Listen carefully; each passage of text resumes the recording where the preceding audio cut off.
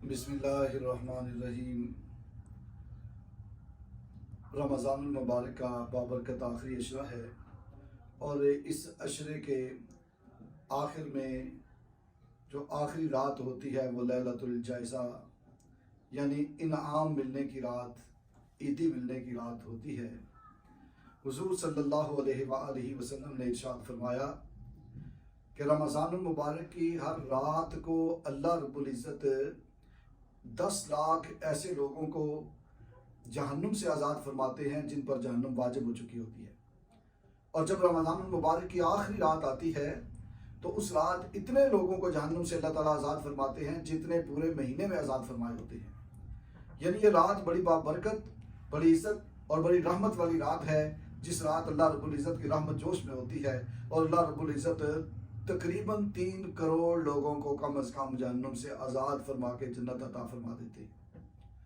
تو ہمیں اس رات کو ضائع نہیں کرنا چاہیے، اس رات میں غفلت میں وقت نہیں گزارنا چاہیے، بازاروں میں پھر کے اور ادھر ادھر وقت کو گزار کر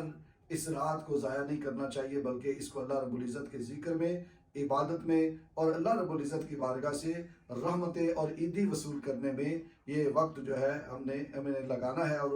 لگانا بھی ایسے ہی چاہیے، کرنا بھی یہی چاہیے کہ جب اللہ رب العزت کی رحمت جوش میں ہوتی ہے، اللہ تعالیٰ کرم فرمانے پہ ہوتا ہے، تو ہم بازاروں میں پھر کے یا ادھر ادھر وقت ضائع کر کے تو محروم رہ جاتے ہیں اللہ کی نعمت سے۔ نبی پاک صلی اللہ علیہ وسلم نے اس رات کو لیلۃ الجائزہ کہا ہے، یعنی انعام ملنے کی رات، عیدی ملنے کی رات۔ حضرت ابو امامہ باہلی رضی اللہ تعالیٰ عنہ نبی رحمت صلی اللہ علیہ وآلہ وسلم سے روایت کرتے ہیں، فرماتے ہیں کہ حضور صلی اللہ علیہ وسلم نے ارشاد فرمایا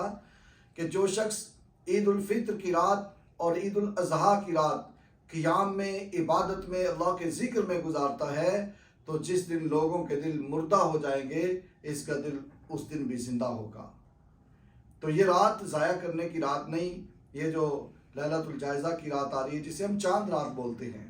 اور اس دن خوب اللہ کی نافرمانی کرتے ہیں، نہ ایسے نہیں، بلکہ اللہ رب العزت کی رضا کے کام کرنے چاہیے۔ یہ پورے مہینے میں جو آپ نے عبادت کی ہوتی ہے، ہم نے عبادت کی ہوتی ہے، نمازیں پڑھی ہیں، روزے رکھے ہیں، سحر و افطاری کی ہے، صدقات و خیرات کیے ہیں، اللہ رب العزت کے لیے صبر کیا ہے، یہ ساری باتیں جو ہے، تلاوت کلام کی ہے، درود و سلام پڑھا ہے، اچھے اخلاق سے پیش آئے ہیں، لوگوں کو افطاری کرائی ہے، سحری کرائی ہے، اور